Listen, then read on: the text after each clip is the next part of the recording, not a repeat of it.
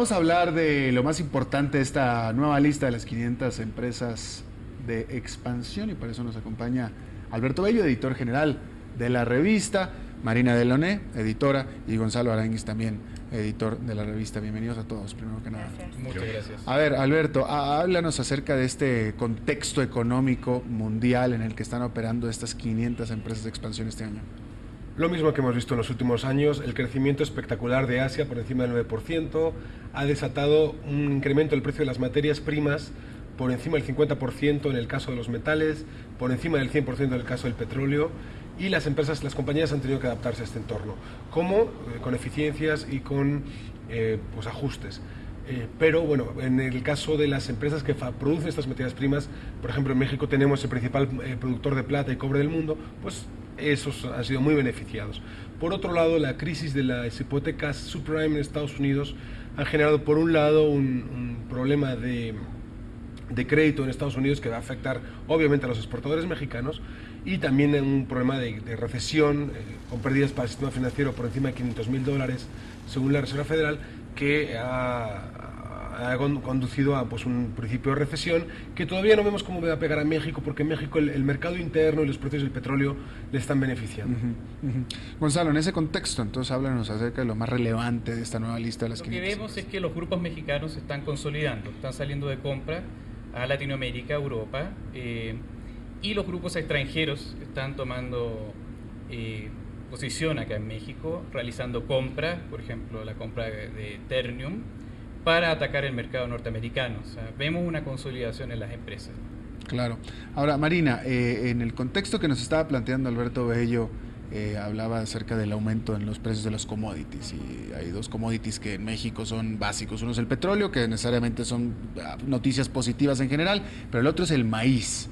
¿Y cuál es la dinámica con respecto a las empresas que están operando o que dependen del maíz en México ante esto? Bueno, básicamente ha sido buenas noticias para las fabricantes de semillas, pero para el resto de la cadena, empresas como Maseca o empresas como Lala, que la utilizan como insumo para alimentar a sus animales, han sido bastante malas. Ha aumentado los costos de producción, y esto las está obligando a ajustarse mucho más, a hacer más sinergias que las que venían haciendo, sacar mayor rentabilidad de los mercados en donde estén, y específicamente empresas que están fabricando alimentos básicos, posiblemente en este año tengan un competidor interno, porque el gobierno ya ha anunciado subsidiar algunos alimentos de la canasta básica para evitar mayor empobrecimiento de los segmentos más bajos. Ante esta crisis subprime en Estados Unidos y la deceleración tan fuerte que está viviendo este país, ¿qué sectores o empresas en concreto en México se van a ver afectadas? Todo el sector exportador, sin duda, sobre todo en productos de cierta categoría, pues que se compran a crédito. El consumidor estadounidense va a estar mucho más prudente en sus compras.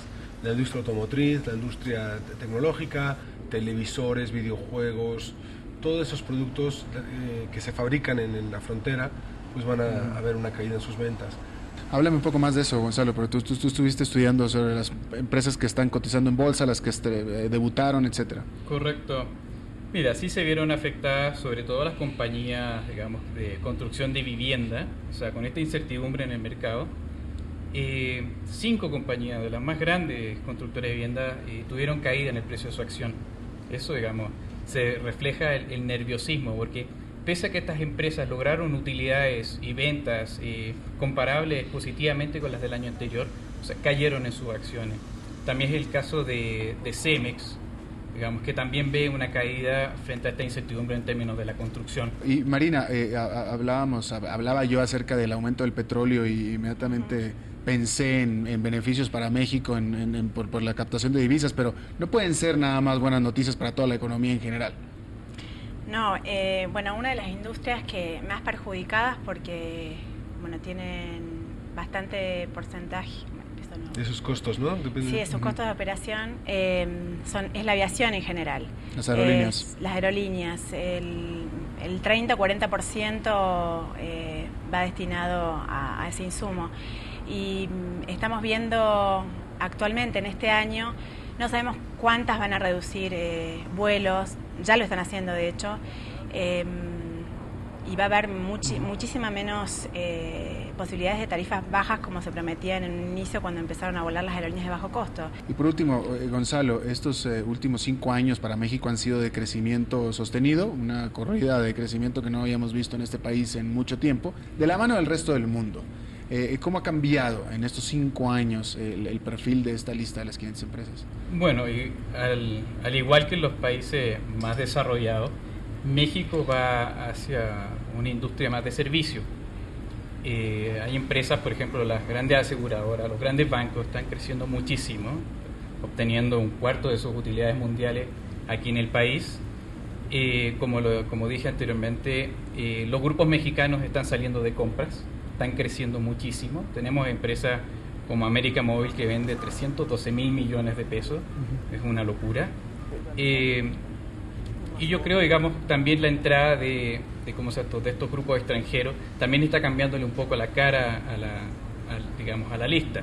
Antes los grupos extranjeros estaban más atomizados. Hoy en día vemos que se están consolidando muchísimo. Claro. Gonzalo Aranguis, Marina Delaunay y Alberto Bello, muchísimas gracias por el tiempo y por...